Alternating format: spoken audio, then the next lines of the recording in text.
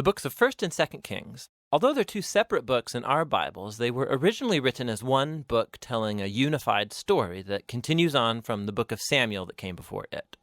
So David has unified the tribes of Israel into a kingdom, and God promised that from his line would come a messianic king who would establish God's kingdom over the nations and fulfill the promises made to Abraham.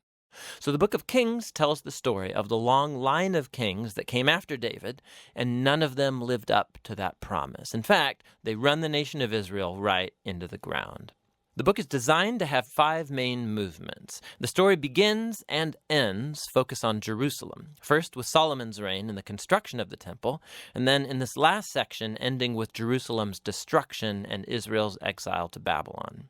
And the story leading up to this tragedy is what makes up the center 3 sections, which explain how Israel split into 2 rival kingdoms, how God tried to prevent the corruption of Israel by sending the prophets, and how exile became the unavoidable consequence of Israel's sin. The book opens with 2 chapters about the kingdom passing from the aging David to his son Solomon.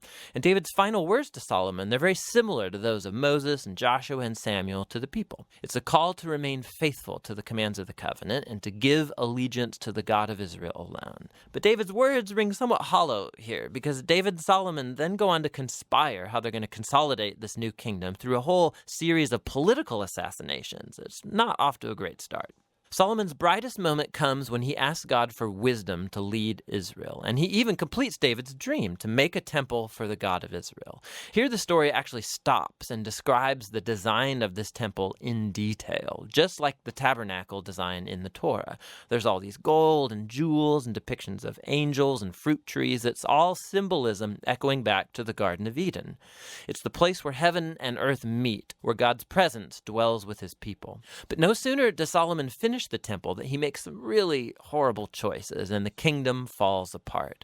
He starts marrying the daughters of other kings, hundreds of them, for political alliances. And then he adopts their gods and introduces the worship of those gods into Israel.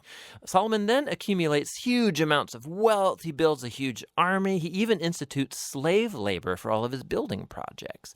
Now, if you go back to the Torah and look at God's guidelines for Israel's kings in Deuteronomy 17, Solomon is breaking every one. So by the time that he dies, Solomon resembles Pharaoh, the king of Egypt, more than he does his father David. The next section of the book opens with Solomon's son, Rehoboam, acting just like his father. It's a very sad story of greed and lust for power. He tries to increase taxes for slave labor. And under the leadership of Jeroboam, the northern tribes reject this, they rebel and secede, and form their own rival kingdom. And so now in the story, you have the southern kingdom, Judah, centered in Jerusalem with kings from the line of David, and now this new northern kingdom called Israel, whose capital will be Samaria eventually. Jeroboam also goes on to build 2 new temples to compete with Solomon's temple in the south. He puts a golden calf in each one to represent the God of Israel. The connection to Exodus 32 and the golden calf, it's all quite explicit. From this point on, the story goes back and forth from north to south, tracing the fate of both kingdoms. Each one had about 20 successive kings, and as the author introduces each king, he evaluates their reign by a few criteria. Did they worship the God of Israel alone, or did they promote the worship of other gods? Did they deal with idolatry among the people? And did they remain faithful to the covenant like David, or do they become corrupt and unjust? And according to these criteria, the author finds no good kings in northern Israel, 0 for 20, and then in southern Judah, only 8 out of 20 get a positive rating, which connects to another huge purpose in this book, and that's to introduce the role of the prophets, key figures in Israel's history. So in the Bible, prophets were not fortune tellers. Rather, they spoke on behalf of the God of Israel, and they played the role of covenant watchdogs, which means they called out idolatry and injustice among the kings and the people. They were constantly reminding Israel of their calling to be a light to the nations, that they should obey the commands of the Torah, and so the prophets challenged Israel to repent and follow their God. In these center sections for each king, God then raises up prophets to hold them accountable. And the most prominent prophets are the northern ones, Elijah and his disciple Elisha, right here in the center of the book. Elijah was a wild man of a prophet living out in the desert, and his arch nemesis was the northern king Ahab and his Canaanite wife Jezebel. Together, these two had instituted the worship of the Canaanite god Baal over Israel. And so in a famous story, Elijah challenged 450 prophets of Baal to a contest to see which god was real. So they both build altars and pray to their gods, but only the God of Israel answers with fire. After this, Ahab uses his royal power to murder an Israelite farmer and then steal his family's vineyard. And Elijah again confronts Ahab's injustice, and he announces the downfall of his house.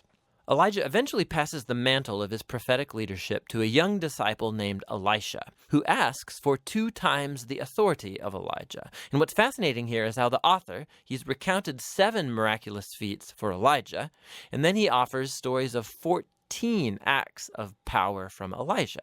Both prophets were clearly remarkable men, and they played the same role, confronting Israel's kings for idolatry and injustice. And ultimately, they were unsuccessful in turning Israel back from apostasy.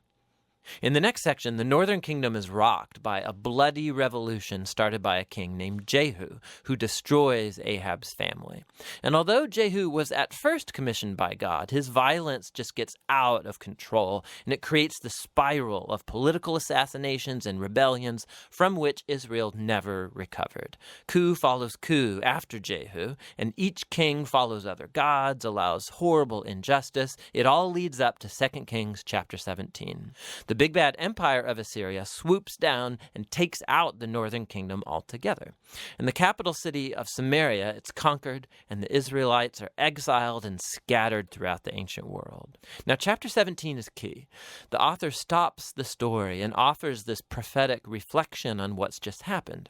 He blames the downfall of the northern kingdom on the idolatry and covenant unfaithfulness of Israel and its kings.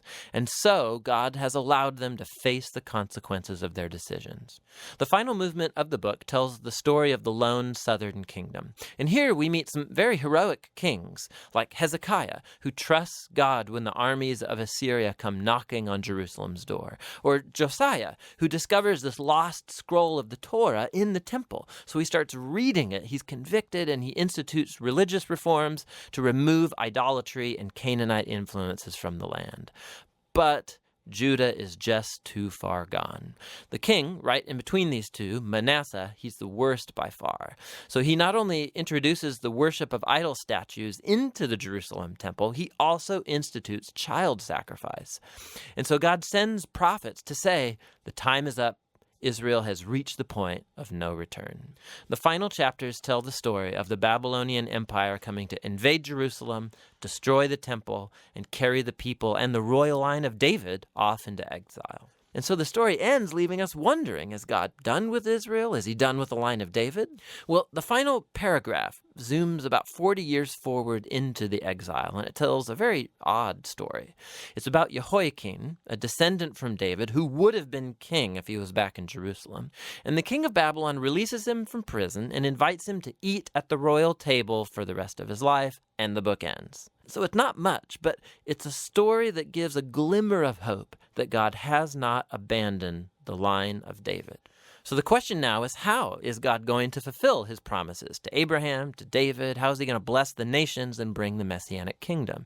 And to answer those questions, you have to read on into the wisdom and the prophetic books. But for now, that's the Book of Kings.